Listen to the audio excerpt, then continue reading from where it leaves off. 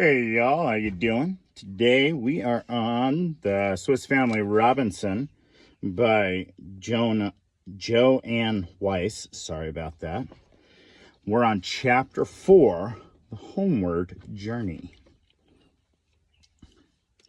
I soon discovered that Fritz found the weight of his canes considerable more than he had expected. He shifted them from shoulder to shoulder, then for a while carried them under his arm, and finally stopped short with a sigh. I had no idea, he said, that a few reeds would be so heavy. Never mind, son, I said. Patience and courage. Do you not remember the story of Aesop and his breadbasket? How heavy he found it when he started and how light at the end of his journey? Take a fresh staff, and then fasten the bundle crosswise with your gun. We did so, and once more stepped forward. Fritz presently noticed that I, from time to time, sucked on the end of my cane. Oh, come, he said. That's a capital plan of yours, father. I'll do that too. So saying, he began to suck most vigorously, but not a drop of juice could he extract. How is this? He asked. How do you get the juice out, father? Think a little, I replied. You are quite as capable as I am of finding out the way, even if you do not know the real reason for your failure. Oh, of course, he said. It is like trying to suck marrow from a marrow bone without making a hole at the other end. Quite right, I said. You form a vacuum in your mouth and the end of your tube, and expect the air to force down the liquid from the other end, which it cannot possibly enter.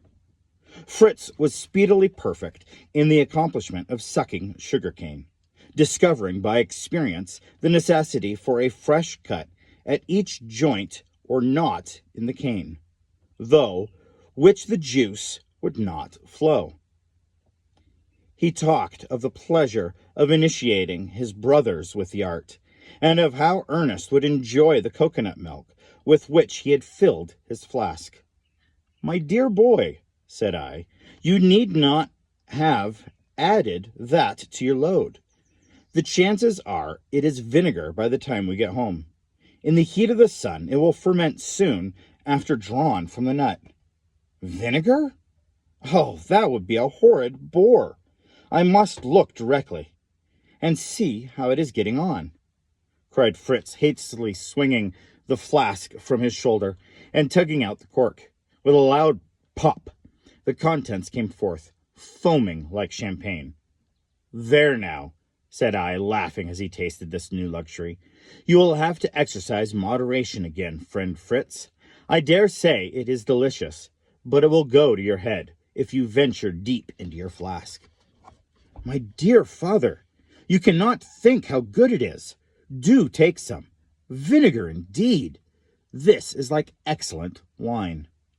We were both invigorated by this unexpected draught, and went on so merry after it that the distance to the place where we had left our gourd dishes seemed less than we expected. We found them quite dry, and very light and easy to carry, just as we had passed through the grove in which we had breakfasted. Turk suddenly darted away from us and sprang furiously among a troop of monkeys, which were gobbling playfully on the turf at a little distance from the trees. They were taken by surprise completely, and the dog, now really ravenous from hunger, had seized and was ferociously tearing one to pieces before we could approach the spot. His luckless victim with the mother of a tiny little monkey, which, being on her back when the dog flew at her, hindered her flight. The little creature attempted to hide among the grass, and in trembling fear watched its mother. On perceiving Turk's bloodthirsty design, Fritz had eagerly rushed to the rescue, flinging away all he was carrying, and loosing his hat in his haste. All to no purpose as far as the poor mother ape was concerned, and a laughable scene ensued. For no sooner did the young monkey catch sight of him than at one bound It was on his shoulders, and holding fast by his thick curly hair, too firmly kept his seat, in spite of all he could do to dislodge it. He screamed and plunged about as he endeavored to shake or pull the creature off, but in vain. It only clung the closer to his neck, making the most absurd grimaces. I laughed so much at this ridiculous scene that I could scarcely assist my terrified boy out of his awkward predicament. At last, by coaxing the monkey, offering it a bit of biscuit, and gradually disentangling its small sinewy paws from the curls it grasped so tightly, I managed to relieve poor Fritz, who then looked with interest at the baby ape, no bigger than a kitten, as it lay in my arms. "What a jolly little fellow it is!" he exclaimed. "Do let me try to rear it, father. I dare say coconut milk would do until we can bring the cow and the goats from the wreck. If he lives, he might be useful to us. I believe monkeys instinctively know what fruits are wholesome and what are poisonous." "Well," said I, "let the little orphan be yours. You bravely and kindly exerted yourself to save the mother's life. Now, you must train her child carefully, for unless you do so, its natural instinct will prove mischievous instead of useful to us." Turk was meanwhile devouring with great satisfaction the little animal's unfortunate mother. I could not grudge it him, and continued hunger might have made him dangerous to ourselves. We did not think it necessary to wait until he had dined, so we prepared to resume our march. The tiny ape seated itself in the coolest way imaginable on Fritz's shoulder. I helped to carry his canes, and we were on some distance before Turk overtook us, looking uncommonly well pleased and licking his chops as though recalling the memory of his feast. He took no notice of the monkey, but it was very uneasy at the sight of him, and scrambled down into Fritz's arms, which was so inconvenient to him that he devised a plan to relieve himself of his burden. Calling Turk, and seriously enjoining obedience, he seated the monkey on his back, securing it there with a cord, and then putting a second string round the dog's neck that he might lead him. He put a loop of the knot into the comical rider's hand, saying greatly, "Having slain the parent, Turk, you must carry the son." At first this arrangement mightily displeased them both, but by and by they yielded to it quickly, the monkey especially amused by riding along with the air of a person so perfectly at ease. "We look just like a couple of mountebanks on their way to a fair with animals to exhibit," said I. "What an outcry the children will make when we appear." Juno was the first to be aware of our approach, and gave notice of it by loud barking, to which Turk replied with such hearty good will that his little rider, terrified at the noise his steed was making, slipped from under the cord and fled to his refuge on Fritz's shoulder, where he regained his composure and settled himself comfortably. Turk, who by this time knew where he was, finding himself free, dashed forward to rejoin his friends and announced our coming. One after another, our dear ones came running to the opposite bank, testifying in various ways their delight at our return and hastening up on our side of the river, as we on ours, to the ford at which we had crossed in the morning. We were quickly on the other side, and full of joy and affection. Our happy party was once more united. The boys, suddenly perceiving the little animal, which was clinging close to their brother, in alarm at the tumult of voices, shouted in ecstasy, "A monkey! A monkey! Oh, how splendid! Where did Fritz find him? What may we give him to eat? Oh, what a bundle of sticks! Look at these curious great nuts father has got!" We could neither check this confused torrent of questions, nor get a word to answer to them. At length, when the excitement subsided a little, I was able to say a few words, with a chance of being listened to.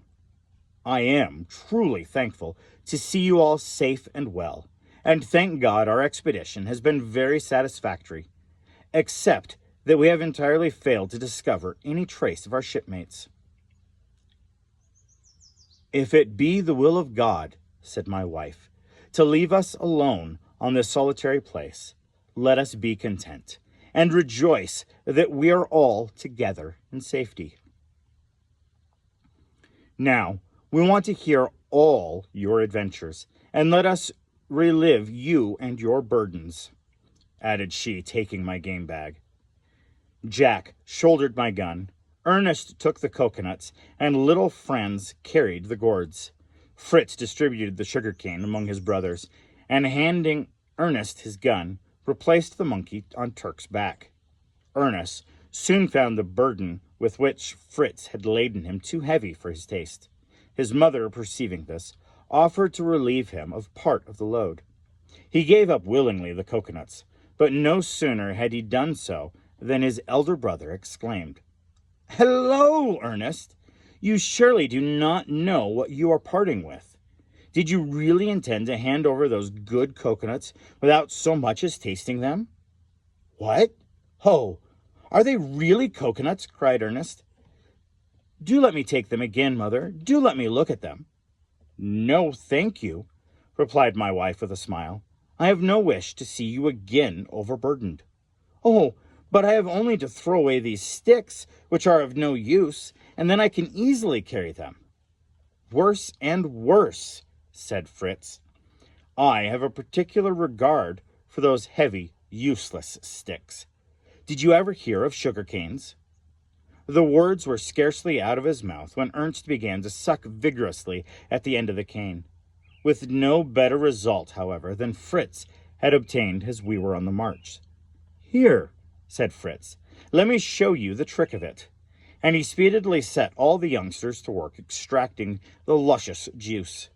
My wife, as a prudent housekeeper, was no less delighted than the children with this discovery. The sight of the dishes also pleased her greatly, for she longed to see us eat once more like civilized beings. We went into the kitchen and there found preparations for a truly sumptuous meal. 2 forked sticks were planted in the ground on either side of the fire. On these rested a rod from which hung several tempting-looking fish. Opposite them hung a goose from a similar contrivance, slowly roasting while the gravy dropped into a large shell placed beneath it. In the center sat the great pot, from which issued the smell of the most delicious soup. To crown this splendid array stood an open hogshead full of Dutch cheeses. All this was very pleasant to 2 hungry travelers, but it was about to beg my wife to spare the poultry until our stock should have increased, when she, perceiving my thought, quickly relieved my anxiety. "This is not one of our geese," she said, "but a wild bird Ernst killed." "Yes," said Ernst, "it is a pigeon, I think. It let me get quite close, so that I knocked it on the head with a stick. Here are the head and feet, which I preserved to show you. The bill is, you see, narrow and curved downward, and the feet are webbed.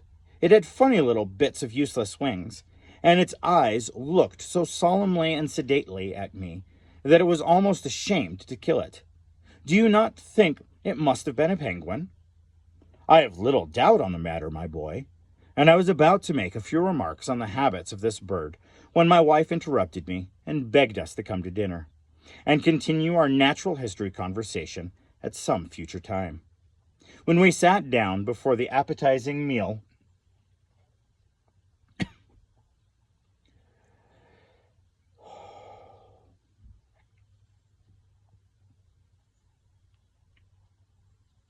sorry about that, guys. And continue our natural history conversation at some future time. When we sat down before the appetizing meal prepared for us, our gourds coming for the first time into use, and having done it full justice, produced the coconuts by way of dessert. "Here is better food for your little friend," said I to Fritz, who had vainly endeavoring to persuade the monkey to taste dainty morsels of the food we had been eating. "The poor little animal has been accustomed to nothing but its mother's milk. Fetch me a saw, one of you." I then, after extracting the milk of the nuts from their natural holes, carefully cut the shells in half, thus providing several more useful basins. The monkey was perfectly satisfied with the milk, and eagerly sucked the corner of the handkerchief dipped in it. The sun was now rapidly sinking behind the horizon, and the poultry, retiring for the night, warned us that we must follow their example. Having offered up our prayers, we laid down on our beds. The monkey crouched down between Jack and Fritz, and we were all soon fast asleep. We did not, however, long enjoy this repose. A loud barking from our dogs, who were on guard outside the tent, awakened us, and the fluttering and cracking of our poultry warned us that a foe was approaching. Fritz and I sprang up, and seizing our guns, rushed out. There we found a desperate combat going on, our gallant dogs surrounded by a dozen or more large jackals were fighting bravely. 4 of their opponents lay dead, but the others were in no way deterred by the fate of their comrades. Fritz and I, however, sent bullets through the heads of a couple more, and the rest galloped off. Turk and Juno did not intend that they should escape so cheaply, and pursuing them, they caught, killed, and devoured another of the animals, regardless of their near relationship. Fritz wished to save one of the jackals, that he might be able to show it to his brothers in the morning. Dragging, therefore, the one that he had shot near the tent, he concealed it, and we once more returned to our bed. Yikes, so some jackals came to visit their camp, and was probably going to try and take them, the dogs, and what other food they could get. That'd be scary in a new land. You guys can kind of tell it's very, very hot today, but it's not as hot as some places, I should say. It's a little over, I want to say last I saw it was 95, 96. Anyway, that's not too bad. But I wanted to get out another chapter to you guys, and I wanted to say thank you very much for staying tuned. Thank you very much for helping this channel continue. And you all have a wonderful, wonderful, and blessed day.